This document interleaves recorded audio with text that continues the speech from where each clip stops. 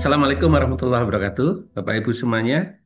Baik Bapak Ibu, saya ingin memperkenalkan diri terlebih dahulu. Saya adalah Samsul Arifin, dosen di Departemen Teknik Fisika, itu, dan saya sudah eh, mengampuh mata kuliah di Teknik Fisika ini sejak tahun 1989, gitu ya. Sudah 36 tahun lebih saya menjadi dosen Bapak Ibu, dan saya mengikuti pelatihan pekerti AA itu sekitar tahun 92 ya. Dan menjadi trainer di ITS ini bersama dengan Bapak Ibu yang lain itu sejak tahun 98 saya sudah menjadi trainer di pelatihan pekerti AA di ITS dan di beberapa perguruan tinggi. Eh, Alhamdulillah hari ini saya diberikan kesempatan oleh timnya Pak Suyanto ini di Direktorat Pengembangan Akademik dan Inovasi Pembelajaran untuk eh, berbagi dengan Bapak Ibu terkait dengan tema teori pembelajaran dan motivasi di dalam belajar. Apakah sudah bisa dilihat Bapak Ibu materi saya? Iya, sudah Halo. bisa, Pak. Sudah bisa, Pak. Oh, Alhamdulillah kalau sudah. Baik Bapak Ibu, ini materi M3. Eh, Materi ini Bapak Ibu harapannya nanti Bapak Ibu bisa mengimplementasi teori-teori pembelajaran yang paling populer ya yang nanti Bapak Ibu gunakan sebagai dasar melaksanakan pembelajaran di mata kuliah Bapak Ibu masing-masing ya. Nah, teori pembelajaran ini nanti eh, menjadi dasar dari beberapa metode pembelajaran yang berpusat pada mahasiswa. Jadi tingkatannya begini Bapak Ibu. Tingkatannya teori belajar, lalu berikutnya adalah paradigma belajar. Nah, paradigma belajar ini yang kita kenal dengan student centered learning ya atau sering disebut dengan SCL. Ya. Nah, undang-undang kita mengatakan bahwasanya eh, pendidikan itu berpusat pada mahasiswa. Berarti pendidikan kita di Indonesia ini menganut eh, paradigma student centered learning. Nah, sedangkan metodenya nanti di dalam melaksanakan SCL ini ada metode problem based learning, ada project based learning, ada case based learning, ada discovery learning dan lain-lain Bapak Ibu. Itu adalah metode atau cara belajar begitu. Nah, sekarang yang akan kita bahas adalah teorinya ini Bapak Ibu dan bagaimana memotivasi mahasiswa untuk belajar ya. Di dalam pembelajaran di era sekarang ini, Bapak Ibu, itu yang paling penting buat Bapak Ibu dosen adalah bagaimana Bapak Ibu dosen menjadi penyebab mahasiswa belajar. Ya, nah itu yang paling penting itu. Tugas utamanya dosen itu bagaimana dia menyebabkan mahasiswa belajar. Itu saja Bapak Ibu ya. Karena persoalannya adalah sekarang itu adalah persoalan mahasiswa sulit belajar ya karena apa namanya eh, disturban ya gangguannya itu begitu besar ya. Di era sosial media seperti sekarang ini dan di era artificial intelligence seperti sekarang ini ya mahasiswa cenderung apa namanya shortcut ya cenderung dia membaca sesuatu itu sepotong-sepotong begitu ya. Nah, itu bagaimana caranya kita supaya mendorong mahasiswa mau belajar dan mendalami apa yang dipelajarinya. Nah, itu kalau dulu Bapak Ibu dosen itu yang paling penting bagaimana dia mengajar, gitu ya. Jadi diberikan pelatihan dalam pekerti ini caranya mengajar, gitu ya. Nah, sekarang harus digeser ini. Caranya mengajar iya, tetapi yang lebih penting lagi bagaimana dosen punya keterampilan untuk menyebabkan mahasiswa belajar, ya. Nah, itu apalagi generasi sekarang ini adalah generasi Z, ya, di mana kalau dosen tidak menurut dia dosen tidak memberikan kuliah tidak menarik begitu ya. Lalu yang diberikan dosen tidak ada manfaatnya, dia akan keluar Bapak Ibu. Keluar dalam pengertian bisa saja fisiknya di kelas tapi pikirannya keluar. Ya, dia merasa bahwasanya tidak ada gunanya kelas ini, dia ada di situ gitu ya. Nah, itu karena mereka memang lahir di suasana yang serba krisis, Bapak. Mulai krisis ekonomi, krisis geopolitik, dan lain-lain begitu. Ya, sehingga bagi dia sesuatu yang bermanfaat itu lebih penting daripada eh, apa daripada kegiatan pembelajaran di kampus yang tidak ada gunanya gitu ya, tidak ada gunanya menurut dia gitu ya. Oleh karena itu, Bapak Ibu harus berupaya bagaimana supaya kegiatan belajar Bapak Ibu itu memang ada gunanya buat mereka gitu ya. Nah, itu.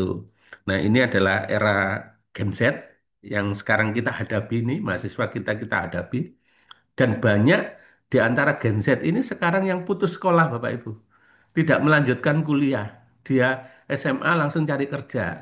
SMA cari pelatihan sertifikasi kompetensi langsung bekerja. Saya menemukan di beberapa daerah, Bapak Ibu, misalnya kemarin saya ke Halmahera, ya, di Ternate, ya, itu saya temukan di wilayah-wilayah timur ya. Saya temukan bahwasanya banyak perguruan tinggi yang kekurangan mahasiswa. Ternyata setelah diteliti banyak lulusan SMA itu yang tidak melanjutkan kuliah mereka. Mereka lebih memilih bekerja. Menurut mereka kuliah itu tidak ada gunanya, hanya menunda pengangguran 4 tahun gitu ya. Saya kuliah mengeluarkan duit, ya dosen tidak pernah jelas yang diajarkan itu apa begitu ya. Dia sibuk dengan materinya. Dan kalau saya nanti lulus belum tentu saya bisa dapat bekerja gitu ya. Dapat pekerjaan gitu. Maka mereka memutuskan SMA langsung bekerja. Ya.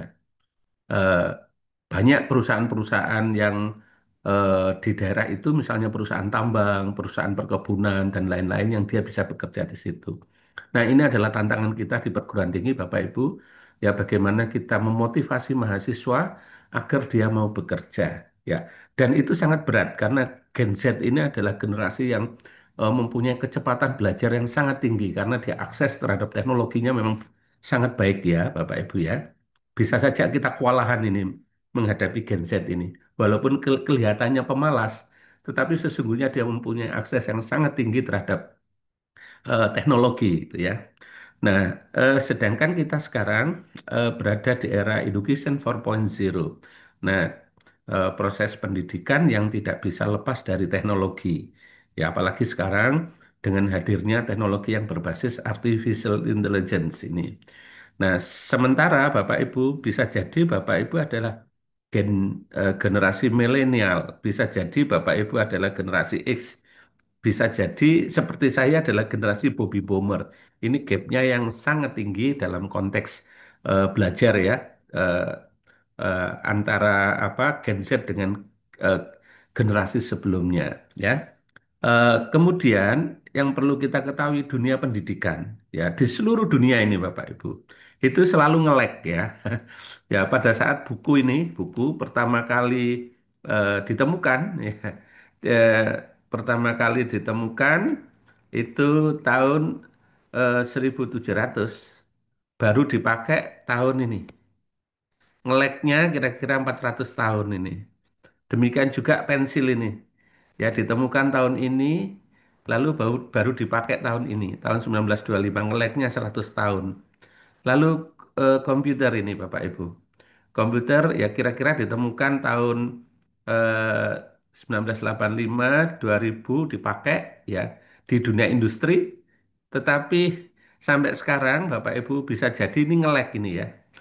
Komputer dan internet maksudnya ini, dan internet ini nge-lag ini, nge-lagnya ini macam-macam alasannya ya. Misalnya contoh Bapak Ibu, kampus sudah menyediakan platform e-learning, tapi apakah 100% dosen menggunakan e-learning? Alasannya macam-macam Bapak Ibu. Ya alasannya macam-macam. Katanya kalau e-learning itu tidak bisa sikap lah, tidak bisa membentuk karakter mahasiswa dan lain-lain. Banyak alasan. Sementara di dunia industri, komputer dan internet ini sudah full dipakai. Ya di dunia perbankan ini, ya di industri manufacturing ini sudah 100% dipakai. Tetapi di perguruan tinggi nge-lag, Bapak. Demikian juga Bapak Ibu mobile learning ini juga nge-lag juga. Ya. Eh, dan saya khawatir ini teknologi artificial intelligence ini juga ngeleknya panjang, mengingat dosen masih khawatir nanti apa mahasiswanya menggunakannya untuk plagiasi lah, untuk kecurangan lah. Yang dilihat jeleknya terus, nggak pernah dilihat baiknya, begitu ya. Nah, sehingga Bapak Ibu dunia perguruan tinggi ini seringkali ketinggalan dibandingkan dengan dunia industri, dunia usaha. Nah, oleh karena itu Bapak Ibu kita harus menyikapi ini dengan baik sekarang ini, bagaimana perkembangan teknologi yang berbasis kecerdasan buatan ini bisa kita adaptasi dengan baik, ya, kita gunakan dengan baik, ya, dengan mengambil manfaatnya. Seperti itu ya Bapak Ibu. Jadi jika mahasiswa sulit belajar dengan cara Bapak Ibu mengajar, ya, maka Bapak Ibu, ya, Bapak Ibu dosen, ya, beradaptasi untuk menyesuaikan dengan cara mahasiswa belajar gitu ya. Jadi kita sebagai dosen yang harus beradaptasi dengan mahasiswa ini Bapak Ibu, bukan sebaliknya gitu ya, bukan sebaliknya. Ya, karena sesungguhnya kita sedang melayani mahasiswa ini. Mahasiswa yang kuliah di tempat kita itu adalah yang harus kita layani. Mengapa demikian ya? Karena kita sebagai dosen adalah pengganti orang tuanya, ya. Kitalah pendidik utama di kampus ini ya, di kampusnya Bapak Ibu masing-masing. Nah, itu lalu Bapak Ibu paradigma pergeseran dalam Education 4.0 ini ya. Saya langsung menuju ke era education 4.0-nya, belajar itu lebih personalized ya. Jadi mahasiswa itu memang iya ngikuti kuliahnya dosen, tetapi bagaimana kuliahnya dosen itu menjadi sesuatu yang nanti memenuhi kebutuhannya dia, ya, dipersonalisasi oleh mahasiswa. Lalu belajar itu eh, lebih mengasihkan kalau belajar itu ada experience-nya, ada pengalaman belajar. Ya, misalnya pada saat dia magang, pada saat dia melakukan kerja praktek, lalu pada saat dia mengidentifikasi dan menyelesaikan masalah di masyarakat dan lain-lain gitu ya. Itu lebih mengasihkan daripada hanya kuliah di dalam kelas. Kalau terlalu lama kuliah di dalam kelas, mahasiswa akan menjadi jenuh dan apa saja yang dia dengar tidak akan masuk pada memorinya dia, ya. Lalu berikutnya adalah belajar itu untuk meningkatkan kapabilitasnya dan value base. Jadi kalau tidak ada manfaatnya, dia tidak mau. Apalagi dosen tidak pernah misalnya, tidak pernah mengatakan mata kuliah ini manfaatnya untuk ini. Ya, kalian kalau belajar ini, kalian bisa memiliki kemampuan ini. Dan kemampuan ini akan berguna untuk kelak kalian bekerja dalam bidang ini. Ya. Apabila dosen tidak mengatakan seperti itu, dan mahasiswa tidak tahu bahwasanya yang dia pelajari itu ada manfaatnya, maka dia akan segera meninggalkan mata kuliah itu walaupun orangnya tetap ikut kuliah gitu ya.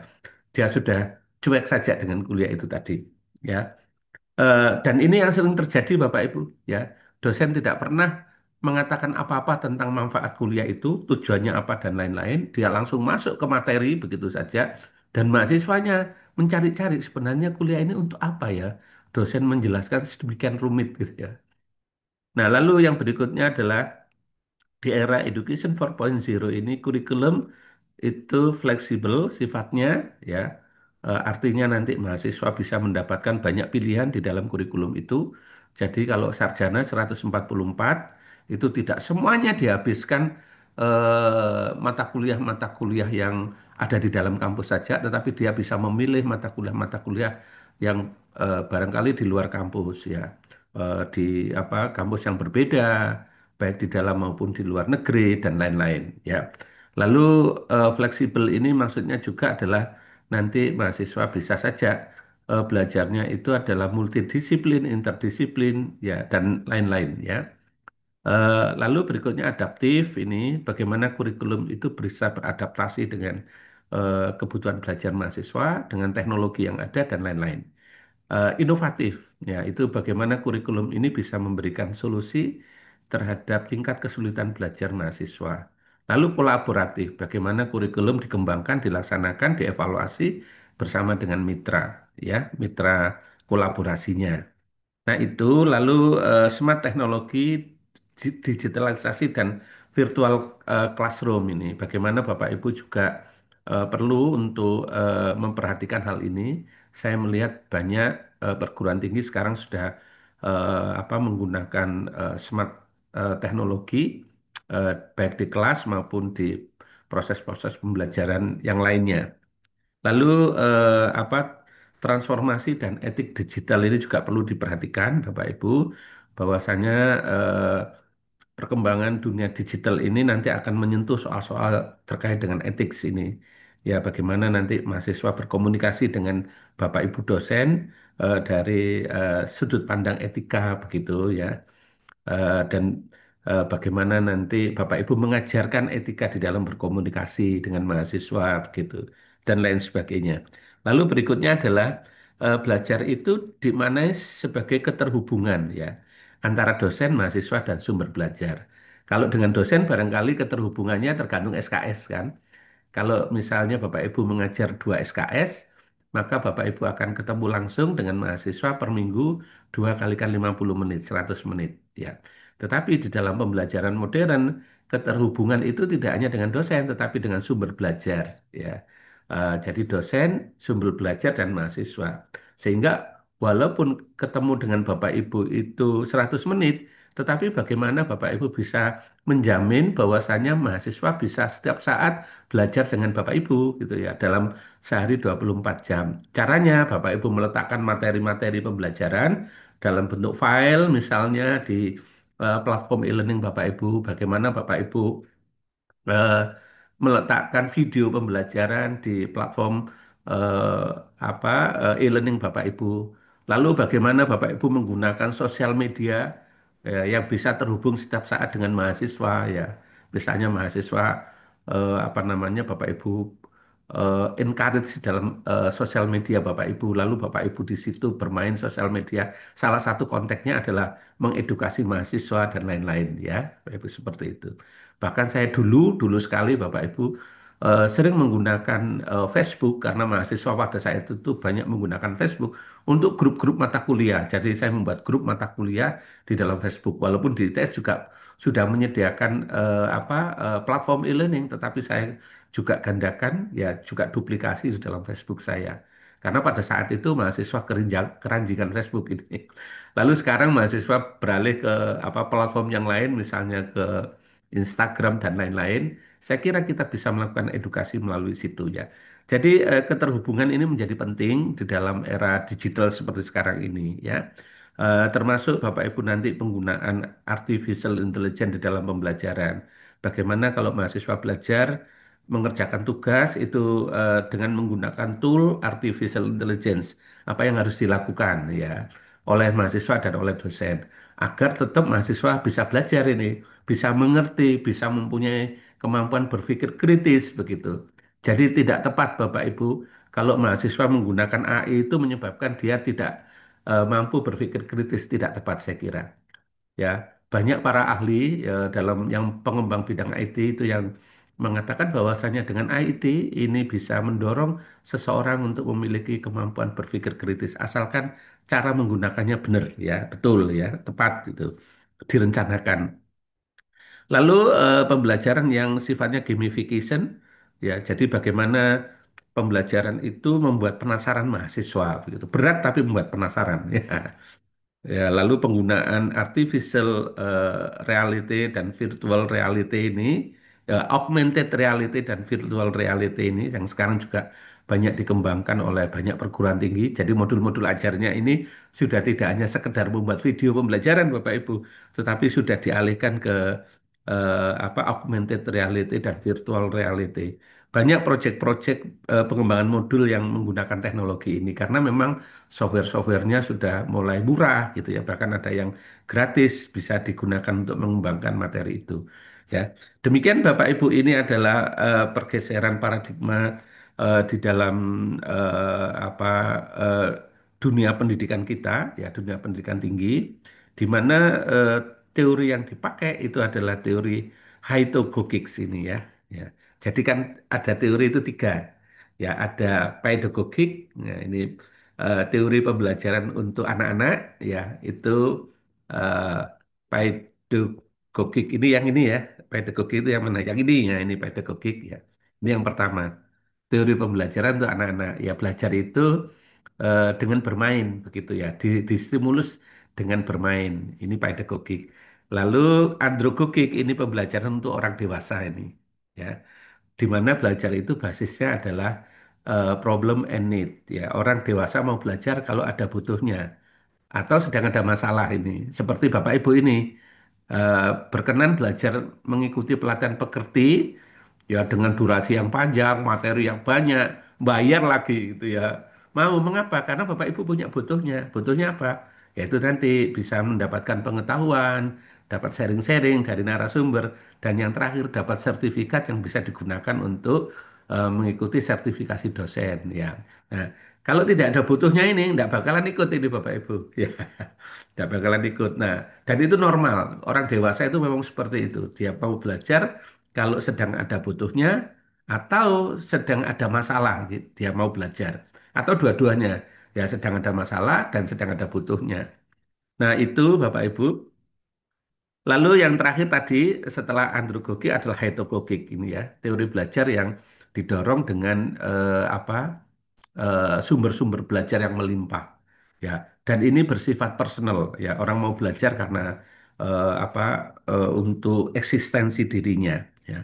Nah, seperti itu. Lalu pergeseran belajar. Dulu Bapak Ibu barangkali kelas yang baik itu adalah kelas yang tenang ya, kelas yang tenang. Ya, mahasiswanya tenang, ya muridnya tenang, dosen mengajar dengan lancar begitu. Barangkali sekarang sudah berubah ya. Sudah berubah. Dulu kalau melihat mahasiswa nulis buku, mencatat begitu, Bapak Ibu di buku, itu adalah kelas yang baik gitu ya. Jadi dosen ngajar, mahasiswanya nulis di buku atau nulis catatan begitu. Sekarang Bapak Ibu ya dosennya ngajar menyampaikan materi, tidak semuanya nulis di buku, sebagian pegang HP Bapak Ibu. Saya sering apa namanya agak tersinggung dengan mahasiswa yang seperti itu, ya. Jadi saya menerangkan, tapi dia sibuk dengan HP-nya, Bapak Ibu, ya. Nah, suatu saat saya datangi mahasiswa itu, kalian Bapak ngejar kalian kok sibuk dengan HP? Apa yang kalian lakukan? Ternyata si mahasiswa itu pegang HP itu membaca modul saya, Bapak Ibu. Modul yang saya letakkan di platform e-learning itu di-download, diletakkan di HP-nya. Jadi dia mengikuti kuliah saya dengan modul yang ada di dalam HP itu, lalu dikasih catatan-catatan sama dia. Ya. Nah, sejak saat itu sekarang paham saya. Ternyata media pembelajaran itu tidak hanya sekedar buku saja, Bapak Ibu. Ternyata media pembelajaran itu ada yang mencatat di buku, ada yang mencatat di HP, ada yang mencatat di iPad, ya, ada yang di laptop begitu. Beragam-ragam, ya. Beragam-ragam. Tidak selalu dalam satu apa namanya satu seragam begitu ya, Bapak Ibu. Lalu persoalan pada saat itu, pada saat masih teaching center learning ya, pembelajaran berpusat pada dosen atau pada guru itu, yaitu adalah bagaimana mendapatkan sumber informasi. Jadi kelangkaan terhadap sumber informasi. Sumber informasi itu begitu berat. Jadi dosen waktu itu eh, memberikan buku ya untuk kita fotokopi itu sudah luar biasa. Karena mencari apa yang diajarkan dosen itu setengah mati sulitnya gitu ya. Satu-satunya cara ya kita mencatat dari apa yang ditulis dosen di papan tulis saja atau di UHP, UHT pakai transparan. Ya. Nah, sekarang yang terjadi sebaliknya Bapak Ibu. Sekarang informasinya sangat melimpah ini. Sangat melimpah luar biasa dari banyak sumber itu ya. Nah, bagaimana sekarang kita membantu mahasiswa untuk memilah dan memilih sumber informasi yang kredibel yang itu bisa digunakan sebagai rujukan untuk belajar ya. Jadi persoalannya adalah sekarang bagaimana memfilter informasi itu ya, sehingga akan membantu mahasiswa belajar fokus pada pencapaian kompetensinya. Nah, nah sekarang Bapak Ibu meningkat lagi ya, how to be relevant in the age of artificial intelligence gitu ya. Bagaimana sekarang ini kita mendorong mahasiswa supaya belajar dan yang dipelajari itu adalah relevan dengan kebutuhannya dia. Kebutuhannya dia apa? Yaitu memiliki kompetensi, nanti kompetensi itu setelah lulus memang bisa digunakan untuk bekerja. Baik untuk mencari pekerjaan maupun untuk menciptakan pekerjaan. Nah, itu ya. Nah, alat bantunya sekarang macam-macam kan. Kalau dulu mungkin search engine googling gitu aja nyari-nyari. Sekarang sudah orang sudah lama ya barangkali sudah setahun 2 tahun terakhir ini sudah pakai googling googling itu sudah jarang ya. Saya juga jarang sekarang pakai googling-googling. Langsung saya pakai AI saja gitu ya, daripada googling-googling gitu ya. Googling-googling nanti kalau ketemu masih harus merangkai-rangkai gitu ya. Nah, dengan AI mungkin saya tinggal menyampaikan maksud saya apa, lalu yang saya sampaikan itu saya dapatkan, lalu setelah saya dapatkan, saya tinggal melihat yang saya dapatkan itu dari rujukan yang kredibel atau enggak.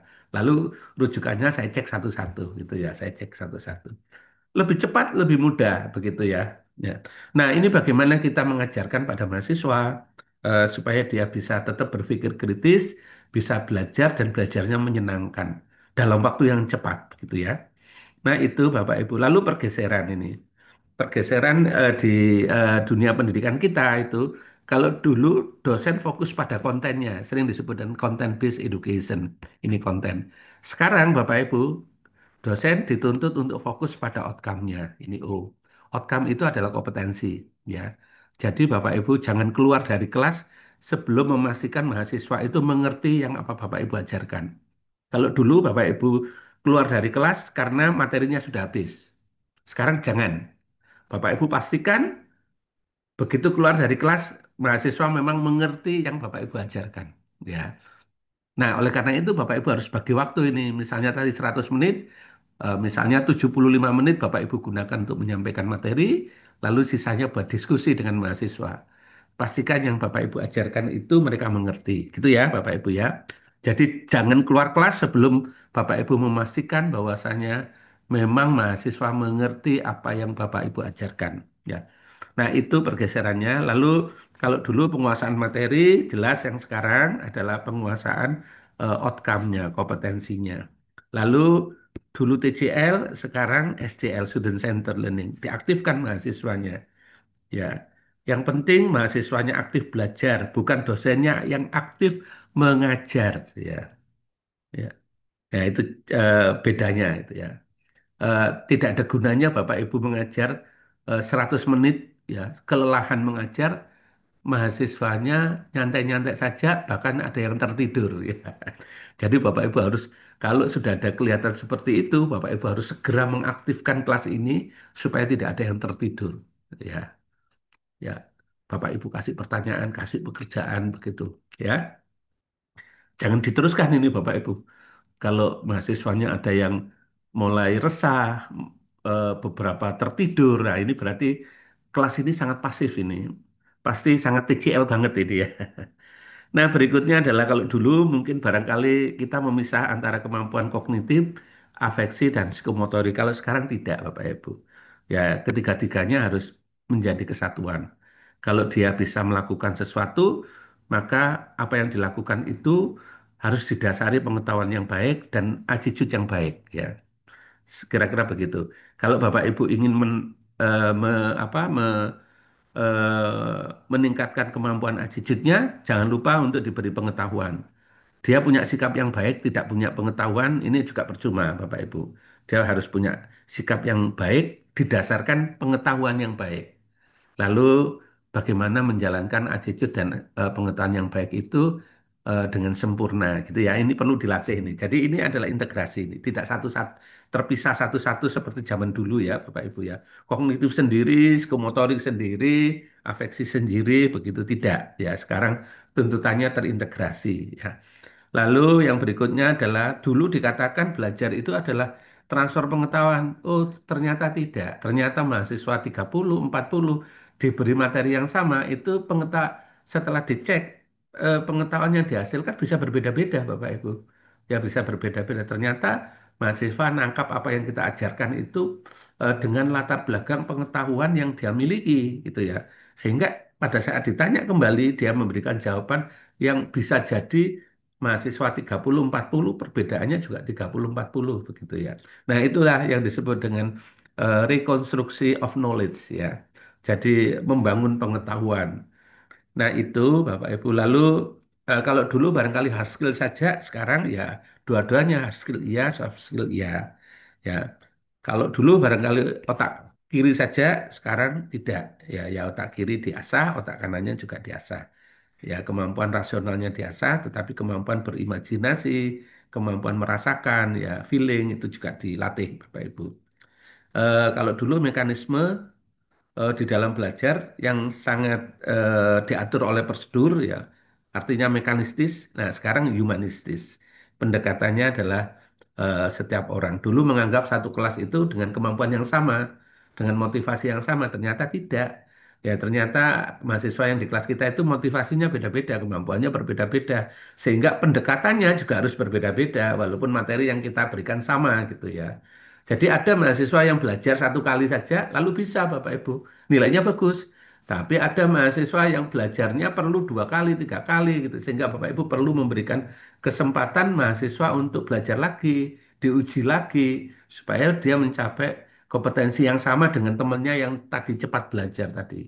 Jadi sekarang pendidikan yang dikatakan adil itu ya Bapak Ibu, pengertiannya bergeser. Ya, dikatakan adil menurut pandangan mazhab yang tadi di atas outcome based education itu apabila Bapak Ibu memberikan kesempatan mahasiswa seluas-luasnya untuk mencapai standar kompetensinya. Entah ada yang satu kali, ada yang tiga kali, empat kali belajarnya, itu adalah cara saja gitu ya. Karena memang yang masuk ke kelas kita ini kemampuannya berbeda-beda gitu. Jadi dikatakan adil itu apabila Bapak Ibu menghasilkan lulusan di kelas Bapak Ibu itu dengan standar kompetensi minimal yang sama gitu ya. Nah, itu beratnya Bapak Ibu di era outcome based education ini ya. Karena fokusnya pada outcome. Nah, sementara Bapak Ibu dosen kalau lihat di kelas-kelas di prodi-prodi itu masih ada dosen kan yang tidak mau memberikan remedial pada mahasiswanya. Ya sudah biar nanti ngulang aja semester depan gitu ya. Ya biar tahu rasa kalau kuliah itu seperti itu. Nah, saya kira ini tidak tepat ya Bapak Ibu. Tidak tepat di eranya maksud saya.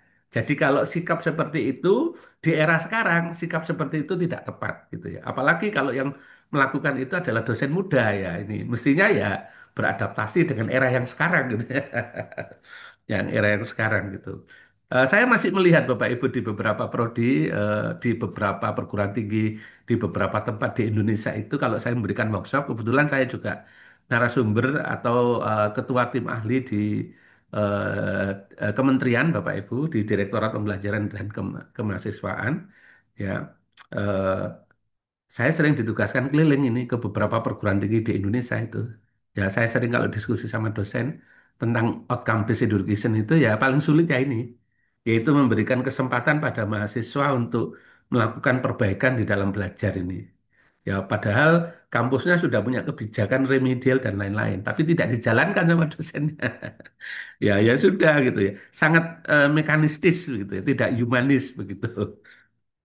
Nah, itu Bapak Ibu lalu eh, dosen zaman dulu sibuk mengajar ini sehingga persoalan bagaimana cara mengajar menjadi sangat penting begitu. Nah, sekarang mesti harus digeser. Dosen harus sibuk ya membuat mahasiswa belajar.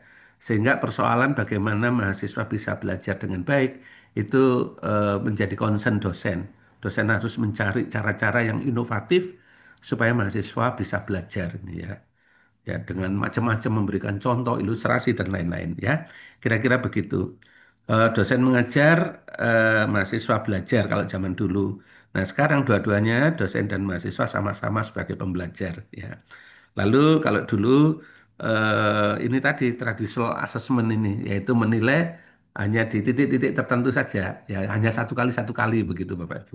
Nah sekarang alternatif assessment ini Bapak Ibu menilai dalam proses. Nah ini yang paling berat juga ini menilai dalam proses ini.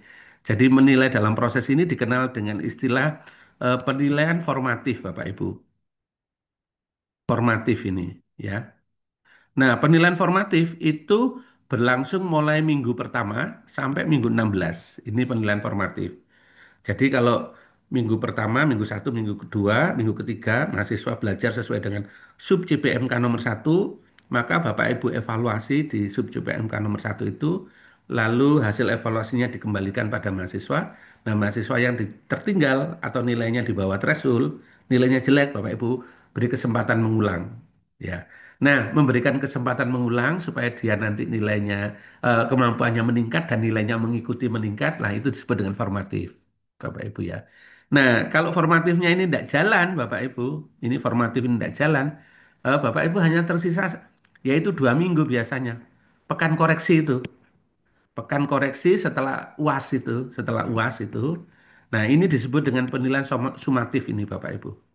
Nah, kalau 2 minggu ini Bapak Ibu sudah tidak punya waktu lagi untuk memperbaiki kemampuan mahasiswa yang nilainya jelek, ya, karena waktunya sudah sangat mepet begitu. Apalagi kalau seperti di ITS ini Bapak Ibu, itu di minggu UAS itu, minggu 16 UAS itu mahasiswa sudah punya tiket pulang ke kampung Bapak Ibu. Ya. Kalau nanti ada waktu dinilai selama 2 minggu ini ternyata ada nilai yang jelek, itu mahasiswanya dicari sudah berada di kampungnya masing-masing sudah sulit Bapak Ibu ya, sudah sulit. Nah, itu kuncinya. Jadi 16 minggu ini Bapak Ibu di samping Bapak Ibu memberikan materi perkuliahan ya, Bapak Ibu juga berupaya supaya setiap sub JPMK yang ada di dalam mata kuliah itu bisa tercapai sebagai kriteria minimalnya gitu ya. Bisa nilainya baik gitu. Ya, dengan menjalankan formatifnya ini. Kalau formatifnya ini tidak jalan Bapak Ibu, pasti UB-nya juga tidak jalan ini ya. Pasti tidak jalan. Kalau toh nanti nilainya tetap baik, bisa jadi memang anaknya hebat, tapi bisa jadi nilainya dikatrol Bapak Ibu oleh dosen, dinaikkan nilainya. Nah, kalau dinaikkan nilainya atau nilainya dikatrol, nah ini yang eh, Bapak Ibu akan sebentar lagi kalau terus-terusan begini, perguruan tingginya Bapak Ibu akan ditinggalkan oleh masyarakat. Karena Bapak Ibu akan menghasilkan lulusan-lulusan yang nilainya tinggi tetapi sebenarnya kompetensinya rendah gitu ya. Masyarakat akan tahu ini. Ya, apalagi juga nanti pertanggungjawaban kita terhadap orang tuanya, terhadap masyarakat, terhadap Tuhan yang Maha Esa gitu ya. Karena sering ngarang nilai ini. Tidak ada upayanya tetapi kita mengarang nilai gitu ya. Nah, ini saya kira perlu kita hindari bersama-sama Bapak Ibu. Jangan sampai kita ngatrol nilai mahasiswa gitu. Tetapi mahasiswanya sendiri tidak didorong karena itu tadi, karena tidak memanfaatkan 16 minggu perkuliahan untuk melakukan penilaian formatif ya atau evaluasi formatif. Nah, itu Bapak Ibu lalu jangan lupa Bapak Ibu nanti di dalam proses pendidikan ini ada tujuan utama yaitu meningkatkan potensi mahasiswa ya. Nah, potensi yang ditingkatkan tidak soal EQ-nya saja, tetapi juga soal apa namanya emotional quotient-nya ini juga Bapak Ibu punya waktu 16 minggu untuk melatih itu. Lalu yang berikutnya adalah psychomotor quotient-nya ini. Lalu yang tidak kalah pentingnya adalah motivasi ini. Spiritual quotient ini motivasi ini. Ya, bagaimana motivasi mahasiswa terus mau belajar, belajar dan belajar deep learning ya. Belajar mendalam sesuai dengan bidang yang diminati ya. Ini spiritual quotient ini ya. Lalu berikutnya lagi adalah ini Bapak Ibu pengertian sekarang Bapak. Pengertian. Nah, kalau dulu barangkali kita mengenal ada istilah kognitif domain, psikomotorik domain, afeksi domain ya. Nah, ini kalau kita baca di bukunya eh, apa Pak bukunya Pak Bloom ya. Belum ini tahun 1959 ya. Lalu direvisi oleh Anderson tahun 2000 2001 itu ya. Bahwasanya di domain kognitif ini ada remembering, understanding, applying dan seterusnya. Lalu psikomotorik ini ada imitation, manipulation dan seterusnya. Afeksi ini receiving, responding dan seterusnya. Nah, istilah ini dimaksudkan adalah sebagai potensi belajar seseorang ya. Jadi ini adalah potensinya ya. Jadi kognitifnya, kemampuan kognitifnya seperti apa? Itu potensinya. Psikomotoriknya seperti apa? Afeksinya seperti apa? Nah, setelah potensi ini melalui proses pembelajaran ini, ya, maka yang kognitif ini kemudian berubah menjadi istilah knowledge. Ya, setelah dia belajar, yang basisnya adalah pengetahuan kognitif ini, maka hasilnya adalah pengetahuan yang dikuasainya. Jadi istilah kognitif ini sekarang berubah menjadi knowledge melalui proses pembelajaran. Demikian juga skill motorik ini akan berubah menjadi skill setelah melalui proses pembelajaran. Afeksi akan berubah menjadi attitude ya. Oleh karena itu Bapak Ibu, ketiganya ini ya knowledge, skill dan attitude ini ya. Ini sekarang kita sebut dengan learning outcome ya, learning outcome ya, outcome dari proses pembelajaran. Nah, sekarang yang ditagih itu outcome-nya ini ya, bukan potensinya Bapak Ibu. Yang ditagih itu outcome-nya. Bagaimana perguruan tinggi menghasilkan lulusan dengan kemampuan seperti apa. Nah, sayangnya Bapak Ibu, learning outcome itu ditulis di awal, tapi ditagih di belakang gitu ya. Bapak Ibu menuliskan di awal kurikulum Bapak Ibu tulis learning outcome-nya mahasiswa mampu bla bla bla bla begitu. Ya, tetapi ya Bapak Ibu yang ditulis di awal itu sebagai sebuah target, ini juga sebagai sebuah tagihan nanti ditagih Bapak Ibu. Kalau learning outcome di awal ini tidak sama dengan learning outcome yang di akhir proses pembelajaran, kalau nanti ikut akreditasi, Bapak Ibu tidak bakalan akan mendapatkan akreditasi dengan nilai yang baik ya. Jadi dia akan nagih janjinya Bapak Ibu ya learning outcome-nya ini. Nah, istilahnya di dalam sekarang sudah tidak kognitif, psikomotorik, afeksi lagi, tetapi knowledge, attitude, dan skill gitu ya, istilahnya seperti itu. Karena apa Bapak Ibu? Karena inilah yang bisa diukur. Kalau ini tidak bisa diukur Bapak Ibu. Yang kognitif, psikomotorik, afeksi tidak bisa diukur karena itu potensi. Yang bisa diukur adalah penguasaan pengetahuan itu bisa diukur. Lalu skill bisa diukur pada saat dia melakukan sesuatu. Lalu attitude itu adalah proses mental yang kelihatan yang bisa diamati itu bisa diukur ya. Oleh karena itu learning outcome ini Bapak Ibu adalah kemampuan yang bisa diukur, didemonstrasikan, measurable dan observable ya. Nah, ini menjadi tagihannya. Nah, seperti itu ya Bapak Ibu. Lalu ada di samping Pak Blum tadi, ya tiga ranah itu tadi, ada juga apa taksonomi yang terkait dengan apa multiple intelligence yang dikemukakan oleh Garner, ya. Jadi ada kecerdasan fisik, ya, ada kecerdasan linguistik, ada kecerdasan matematis logik dan seterusnya ini Bapak Ibu. Nah, ini kalau Bapak Ibu punya waktu membaca karyanya Garner ini, ya, judulnya Theory of Multiple Intelligence. Ya, ini hasil penelitiannya Howard Gardner tahun 83. Beliaunya adalah seorang dosen dari Harvard University. Ya, kalau ada waktu silakan Bapak Ibu untuk mempelajarinya. Nah, itu Bapak Ibu dasar-dasar dari teori pembelajaran. Lalu Bapak Ibu barangkali eh, perlu saya sampaikan. eh, habis ini kita diskusi ya Bapak Ibu ya. Ada teori pembelajaran yang banyak dibicarakan di dalam apa dunia pendidikan kita ya. Mohon maaf. Eh, mungkin yang kita kenal dengan ini Bapak Ibu, teori pembelajaran behavior ya. Teori pembelajaran behavior. Ada orang mengatakan ini teori pembelajaran, ada yang orang mengatakan ini model pembelajaran ya. Ada yang disebut dengan konstruktivisme, ada orang yang mengatakan aliran di dalam pembelajaran ya. Karena ada ismenya ini Bapak Ibu. Ya, ada yang mengatakan ini adalah aliran. Ya. Lalu humanism, lalu cybernetics ya. Jadi intinya nanti silakan Bapak Ibu baca di dalam slide saya selengkapnya. Apa aliran pembelajaran behavior ini adalah aliran pembelajaran yang mengatakan seseorang itu belajar apabila perilakunya berubah, ya, behaviornya berubah, ya. Nah, aliran ini Bapak Ibu sangat cocok apabila Bapak Ibu implementasikan di lab, di laboratorium atau di bengkel. Misalnya Bapak Ibu mengajarkan untuk mengerjakan sesuatu misalnya. Misalnya dia kalau teknik itu ada building ya, mengelas itu ya. Bapak Ibu memberikan contoh bagaimana mengelas dengan standar internasional misalnya. Ya, lalu Bapak Ibu apa memberikan beberapa case untuk sebagai contoh untuk mengelas ini dengan sesuai dengan standarnya. Setelah itu mahasiswa diminta untuk mencoba. Tentu pada saat mencoba pertama kali pasti hasilnya tidak seperti yang Bapak Ibu harapkan kan? Nah, setelah dia mengulang-ulang ya melakukan pengelasan ini, hasil akhirnya ya setelah dia belajar mengulang-ulang ternyata sudah sesuai dengan apa yang Bapak Ibu ajarkan. Nah, yang kayak gini ini disebut dengan aliran behavior. Ya, aliran belajar yang ditandakan dengan adanya perubahan perilaku. Ya, jadi Bapak Ibu melihat dari perubahan perilakunya. Ya, nah seperti itu. Lalu yang kedua adalah aliran konstruktivisme.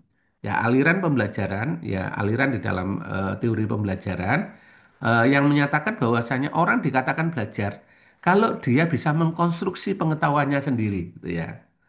Ya. Sebelum dia bisa mengkonstruksi pengetahuannya sendiri, belum dikatakan belajar gitu ya. Mengapa? Karena pada dasarnya orang itu punya pengetahuan sebelumnya, sehingga kalau dia mendapatkan pengetahuan yang baru, pasti terintervensi dengan pengetahuan yang dia miliki, sehingga nanti akan menghasilkan pengetahuan baru sesuai dengan apa-apa yang dia pahami. Jadi bisa jadi Bapak Ibu dalam satu kelas ini ya Bapak Ibu menyampaikan sesuatu ya. Setelah menyampaikan sesuatu Bapak Ibu memberikan pertanyaan pada mahasiswa. Nah, lalu pertanyaan itu minta Bapak Ibu jawab ya oleh mahasiswa di dalam sebuah diskusi. Bisa saja mahasiswa menyampaikan apa yang dia dapatkan dari Bapak Ibu dengan cara yang berbeda, dengan pengertian yang berbeda. Nah, konstruktivisme itu seperti itu Bapak Ibu. Jadi Bapak Ibu kalau melihat mahasiswa memiliki pendapat dari apa yang Bapak Ibu ajarkan, ya ternyata apa yang disampaikan itu berbeda dengan Bapak Ibu. Nah, itu berarti ada proses konstruk pengetahuan yang dialami oleh si mahasiswa itu. Bisa saja menurut Bapak itu benar, ya konstruk mahasiswa itu, tapi bisa juga menurut Bapak Ibu konstruk dari mahasiswa itu salah. Tetapi yang jelas proses proses konstruknya sedang terjadi, itu ya.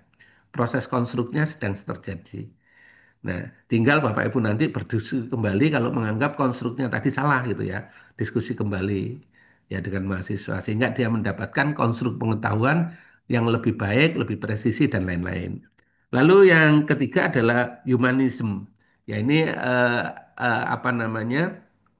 eh, aliran pembelajaran yang bertitik berat pada pendekatan kemanusiaan, humanism, ya. Jadi dia meningkatkan potensi dirinya dengan interaksi sosial, ya, dengan masyarakat di sekitarnya, dengan teman di sekitarnya. Dia belajar dengan orang-orang yang ada di sekitarnya. Ya, ini aliran humanism. Jadi banyak orang belajar karena pengaruh orang-orang di sekitarnya. Maka ada pendapat, pilihlah temanmu yang kamu anggap baik supaya kamu bisa mendapatkan sesuatu yang positif gitu ya. Lalu aliran yang keempat ini adalah aliran belajar cybernetics ya, aliran belajar yang memandang bahwasannya proses belajar itu seperti komputer, menerima data, menerima informasi, lalu datanya disimpan Bapak Ibu, diolah datanya dan suatu saat bisa dipanggil datanya itu ya. Bisa dipanggil. Nah, ini ada apa namanya? Ada teori yang sering dikemukakan oleh Bu Stella itu ya atau sebenarnya ini teori lama Bapak Ibu ya. Proses belajar itu berlevel-level gitu ya. Misalnya ini ya Bapak Ibu, level yang paling rendah itu adalah memori sensorik ya. Sensorik. Jadi pada saat mahasiswa mendengar, melihat, ya di kelas begitu, pada saat Bapak Ibu memberikan materi, lalu Bapak Ibu menunjukkan gambar atau memberikan apa mendemonstrasikan alat peraga, maka dia menangkap dengan pendengarannya, dengan penglihatannya. Nah, ini eh, baru di level sensorik ini Bapak Ibu. Lalu dia mengerti Bapak Ibu apa yang Bapak Ibu sampaikan ya dengan menyampaikan materi dan menunjukkan gambar tadi dan alat peraga. Ya. Nah, apa yang dia mengerti ini ya ini baru sampai pada memori jangka pendek ya. Ini short term memory. Ya. Nah, ini daya tahannya antara 3 sampai 7 jam ini Bapak Ibu. 3 sampai 7 jam ini. Ya, short term memory ini. Ya, dia apa ingatan informasi terhadap eh, ingatan terhadap informasi itu baru tersimpan di memori jangka pendek ini. Jadi 3 jam selesai kuliah atau 7 jam selesai kuliah atau besoknya dia sudah lupa, sudah banyak yang dilupakan sama dia gitu ya. Nah, proses selanjutnya Bapak Ibu ya, proses selanjutnya ini adalah proses coding nih, Pak. Ini proses coding apa namanya? Proses apa deep learning yaitu dengan cara Bapak Ibu memberikan penugasan ini, penugasan. Supaya nanti ingatan yang tersimpan di memori jangka pendek ini bisa tersimpan dalam long term memory. Nah, memori jangka panjang ya. Nah, ini lebih awet ini Bapak Ibu. Nah, memberikan penugasan ini. Ya, nanti suatu saat pada titik tertentu pengetahuan yang disimpan pada long term memory ini diambil kembali kan? Ya, diambil kembali lalu digunakan untuk keperluannya apa? Nah, penugasan ini yang seringkali Bapak Ibu lupa gitu ya, bahwasannya kita sudah eh, diberikan standar bahwasannya satu SKS itu adalah terdiri dari satu ya, itu adalah belajar tatap muka itu ya, belajar terbimbing, bimbing tatap muka ini Bapak Ibu, tatap muka TM. Ketemu Bapak Ibu ini per SKS-nya taruhlah 50 menit ya. Lalu yang B itu adalah belajar terstruktur. Terstruktur. Bapak Ibu memberikan tugas ini, ya belajar terstruktur ini. Nah, ini maksudnya ya yang A ini adalah belajar tatap muka ini ke short term memory. Nah, belajar terstruktur mengerjakan tugas itu 1 minggu kan Bapak Ibu ya. 1 minggu ini. 1 minggu harapannya pengetahuan yang Bapak Ibu ajarkan ini bisa tersimpan pada long term memory ini ya. Lalu yang C adalah belajar mandiri ini. Belajar mandiri. Nah, belajar mandiri ini harapannya adalah supaya mahasiswa deep learning melakukan pendalaman di dalam belajar. Nah, ini supaya dia punya motivasi dan melakukan pendalaman di dalam belajar ya. Nah, kira-kira begitu ya Bapak Ibu. Mengapa kita mesti menjalankan SKS sepenuhnya itu?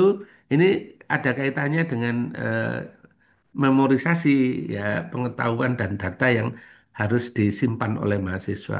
Nah, inilah 4 aliran dalam teori pembelajaran yang paling banyak apa kita perlukan nanti di dalam mengimplementasi metode-metode pembelajaran yang ada. Baik, sekarang jamnya sudah jam 12. eh, jadi masih ada waktu berapa menit begitu? 15 menit Ya, atau berapa begitu? 15 menit Monggo Pak, tanya silakan. jawab. Ya, untuk tanya jawab Bapak Ibu. Ya, Ya, baik. monggo Terima silakan kasih Pak. Bapak Ibu. Ya. Oh ini ada Bu Kurin nih. Monggo Bu Kurin. Diaktifkan Bu. videonya. Oh ya. Iya, izin bertanya Bapak, eh, Mm-mm. em, itu tentang penilaian formatif. Eh, Mm-mm. saya itu kan pengalaman saya tuh baru 2 semester mengajar ya. Saya tuh Ya, mengajar ya. dalam tim teaching. Heeh, heeh. Itu sudah kalau menurut pengalaman Bapak itu kan mengajar dari minggu 1 sampai minggu 16 itu Mm-mm. dilakukan secara berkesinambungan penilaian Ya, formatif. mm-mm, mm-mm. Kalau dalam konteks tim teaching itu bagaimana teknis penilaian kan itu dibagi jadi apa? Saya mengajar minggu ke sekian sampai sekian kan penilaiannya dari minggu 1 sampai 16 gitu. Apakah saya Mm-mm. menilai formatif itu di bagian saya saja atau kalau kalau dari Ya, pengalaman Bapak sendiri bagaimana? ya. Oleh karena itu, Bu, kalau tim teaching itu harus pertama harus dijalankan berdasarkan RPS. Itu yang pertama ya, Bapak Ibu ya. Jadi RPS yang sudah ada di prodi itu harus sepakat itu sebagai referensi untuk proses pembelajaran. Dan dosen dalam tim teaching itu harus bersepakat ini menggunakan RPS yang sama. Ya, itu yang pertama. Yang kedua adalah misalnya tim teachingnya 2 orang dibagi menjadi apa eh, setengah semester ya. Dosen pertama itu minggu pertama sampai minggu ke-8, lalu dosen yang kedua minggu ke-9 sampai dengan minggu ke-16. Maka masing-masing dosen harus bertanggung jawab terhadap setiap sub CPMK yang ada di prode itu. Ya. Jadi di periode minggu pertama sampai dengan minggu ke-8, ya, dosen pertama itu diberikan tanggung jawab sub CPMK yang mana ini? Ya. Kan di RPS itu kan ada sub CPMK-nya ini. Misalnya dapat 3 sub CPMK, ya formatifnya dilakukan pada 3 sub CPMK itu, gitu ya. Lalu di dosen yang kedua setelah UTS nanti dia mendapatkan misalnya taruhlah 2 sub CPMK. Nah, dosen yang kedua harus bertanggung jawab terhadap 2 sub CPMK itu. Ya, nah, 2 sub CPMK itu harus memenuhi ya mahasiswa di kelas harus memenuhi standar kriteria minimalnya. Ya, karena menurut undang-undang ya undang-undang ini learning outcome CPL itu adalah kriteria minimal itu Bapak Ibu. Nah, karena kriteria minimal ya harus tercapai ini. Sampai nanti memang betul-betul setelah diberikan kesempatan, tadi memang sesuai data yang ada, mahasiswa tidak bisa mencapai apa kriteria minimalnya tadi. Tetapi yang jelas Bapak Ibu harus memberikan kesempatan pada mahasiswa untuk mengulang belajar karena itu ada di dalam standar penilaian itu ya Bapak Ibu ya. Jadi tidak boleh dosen hanya sekali lalu nilainya jelek dibiarkan tidak boleh. Ya, ya begitu Bapak Ibu tahu di UTS itu nilainya jelek, Bapak Ibu panggil mahasiswanya, suruh dia melakukan perbaikan. Ya, nah itu standar penilaian Bapak Ibu nanti baca di Permen 53 tahun 2023 ya tentang eh, apa namanya sifat penilaian ya. Kira-kira begitu ya, Bu. Jadi di depan harus bersepakat ini bahwasanya setiap dosen di dalam tim teaching itu bertanggung jawab terhadap pencapaian sub JPMK-nya. Walaupun ini dalam pelaksanaannya memang banyak kendala, banyak kesulitan. Karena apa? Karena tidak semua dosen punya pengetahuan yang sama soal ini. Jadi tidak semua dosen itu mengingat waktu dia ikut pelatihan pekerti seperti Bapak Ibu ini. Iya. Jadi barangkali dulu pelatihan pekertinya sudah puluhan tahun yang lalu sudah lupa dia. Iya. Kalau di ITS kan sering di refreshing Bapak Ibu ya. Nah kira-kira begitu ya Bu. eh, Kurin. Iya, Bu Bu Kurin ya. Kurin. Ya, Ya, baik. Bu, Terima kasih banyak. Bu Kurin ya ini. Ya, Ini dari mana ini Bu Kurin? Dari Sulawesi ya ini ya? iya betul Pak. Saya dari eh, di Universitas Sulawesi Barat. Hmm, Sulawesi Barat ya.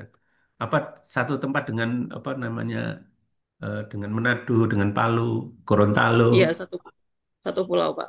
Oh, satu Betul. pulau ya. Iya oke. Monggo silakan kalau ada yang lain. Baik, terima kasih Pak Samsul. Bapak Ya, Ibu, monggo. Ada yang mau ditanyakan? Silakan. ya kalau Saya boleh bertanya lagi nggak oh Pak? Oh, boleh boleh, ya, boleh Bu. boleh. Silahkan Bu. Eh, eh. Ya Oke, Alhamdulillah kalau banyak yang bertanya ini atau banyak pertanyaan. Silakan Bu. iya Pak. Terima kasih banyak. Itu Mm-mm. mengenai tadi yang model pembelajaran yang sudah Bapak terangkan, itu saya Mm-mm. ingin menanyakan soal yang tentang konstruktivisme. Itu Mm-mm. pada saat misalkan sesi diskusi dengan mahasiswa, Mm-mm. kemudian Mm-mm.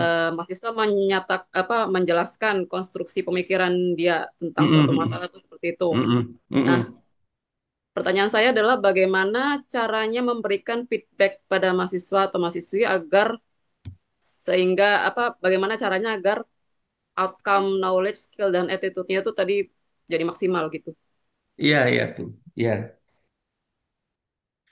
Iya, baik Bu. Jadi konstruktivisme ini adalah salah satu teori yang melandasi metode pembelajaran misalnya seperti case based learning, project based learning, ya, problem based learning gitu. Nah,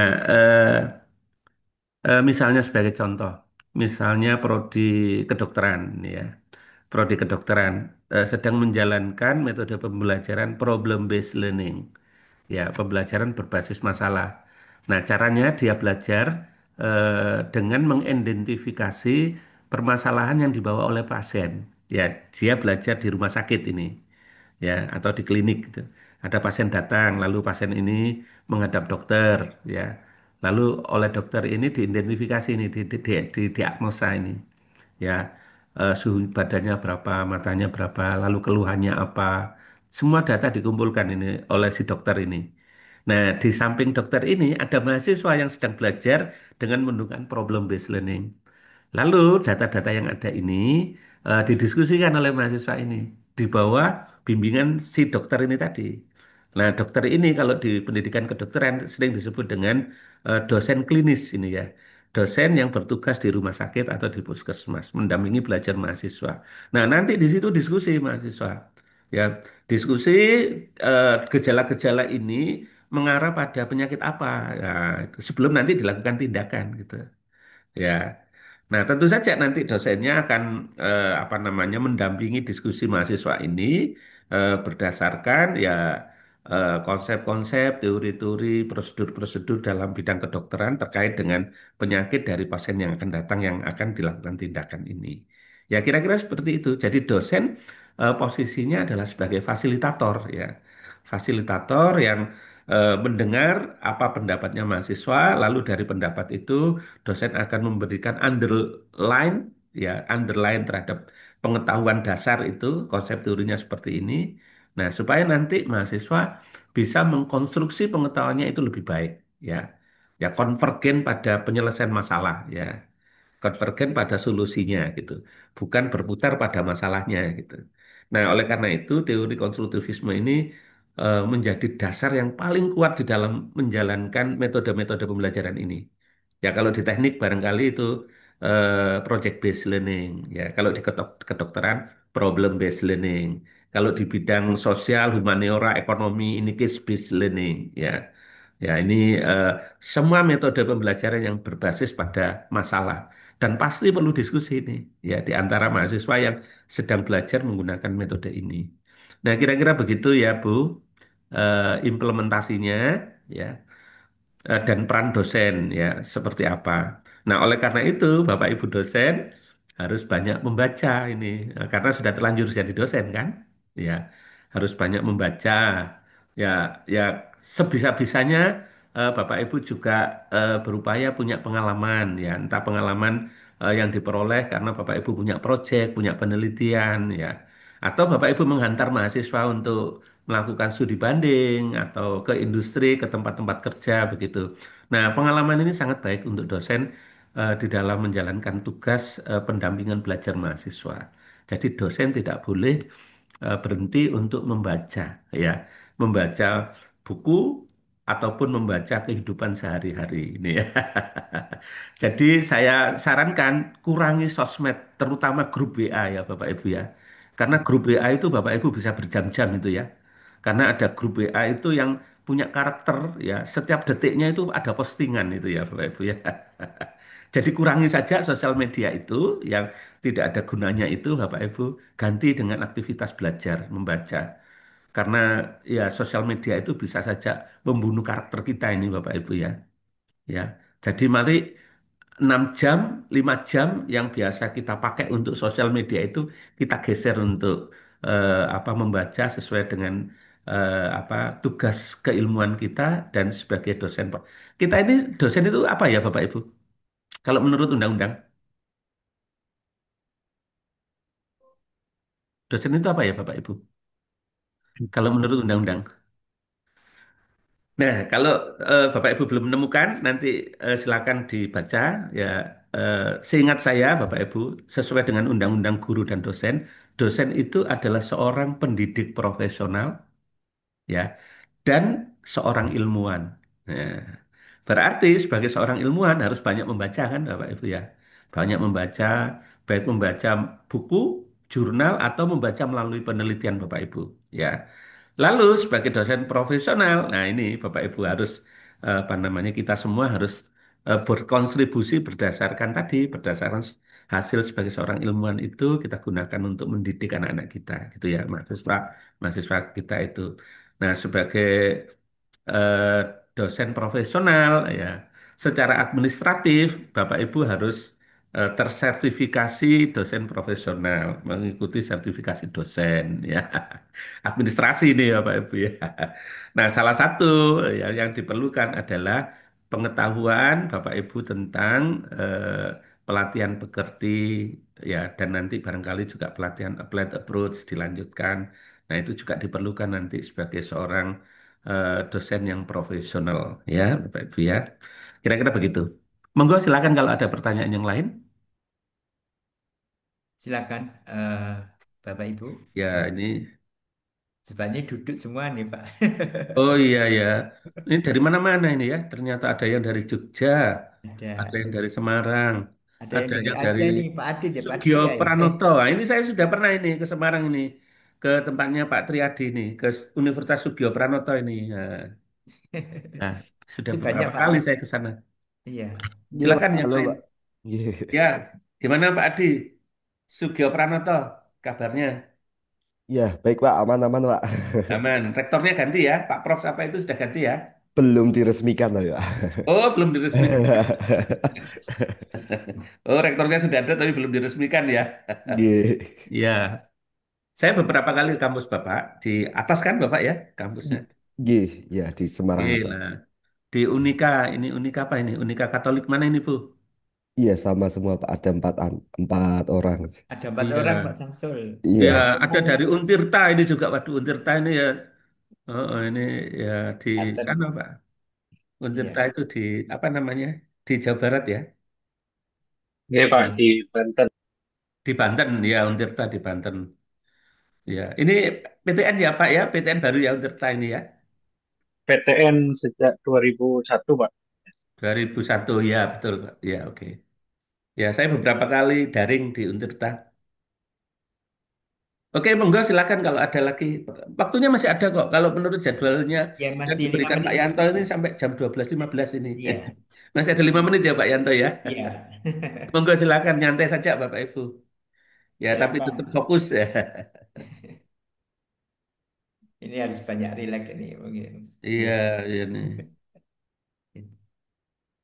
mungkin Kalau dari Bu ini Klo- teman-teman PH kita ini, monggo. Claudia ini dari mana kalau Bu kita Claudia ini?